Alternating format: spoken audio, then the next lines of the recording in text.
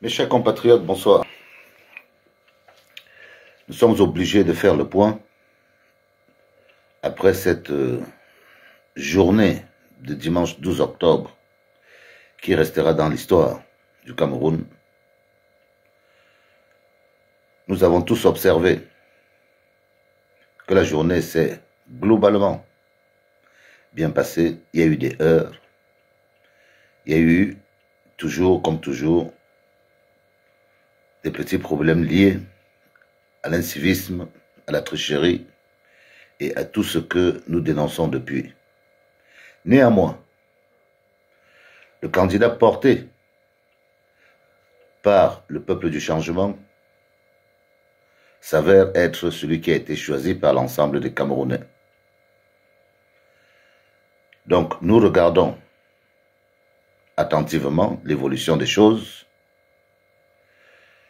et nous avons prévenu le gouvernement qu'aucune armée ne peut gagner un peuple quand celui-ci est déterminé à prendre sa liberté.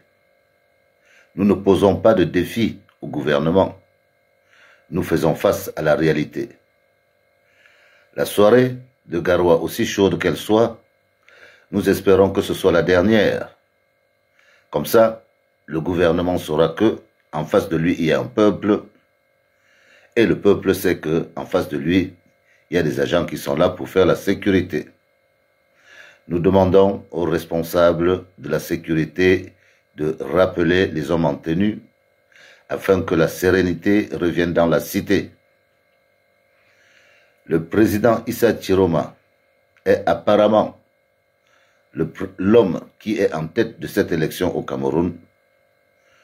Nous espérons tous que la passation de pouvoir se fera dans les règles établies par la République du Cameroun.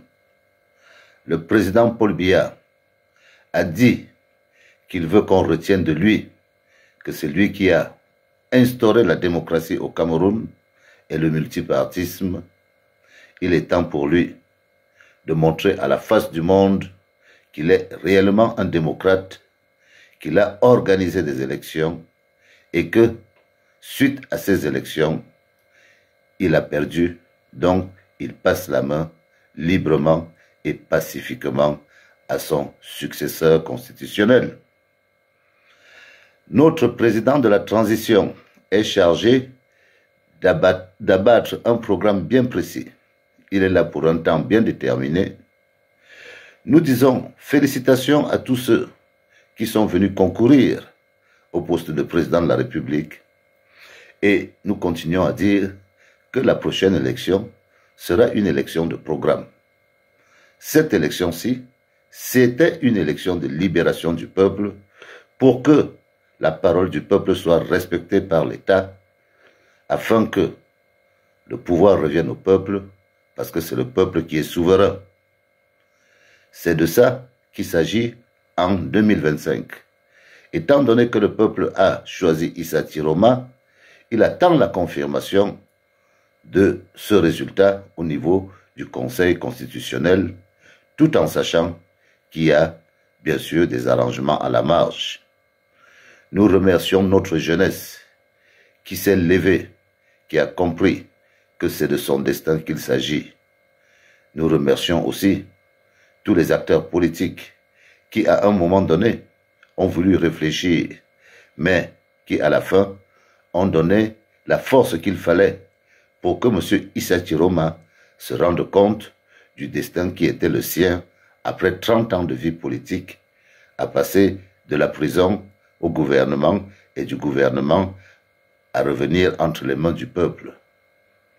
Il est chargé d'écrire l'histoire de ce régime et d'anoblir le travail qui a été fait ces 50 dernières années, parce que tout n'est pas complètement mauvais. Nous savons que M. Issa Chiroma est un homme adulte qui a vu des vertes et des pas mûres. Nous attendons de lui qu'il appelle tous les Camerounais de tous les bords, sauf ceux qui ont été impliqués dans des malversations et sauf ceux qui ont participé à ce gouvernement de manière brutal envers le peuple, nous espérons qu'il va trouver ce monde qui va relever le Cameroun de l'ornière et de la mauvaise gestion dans laquelle il s'est retrouvé. Vive le Cameroun et vive la démocratie. Je vous souhaite une bonne soirée.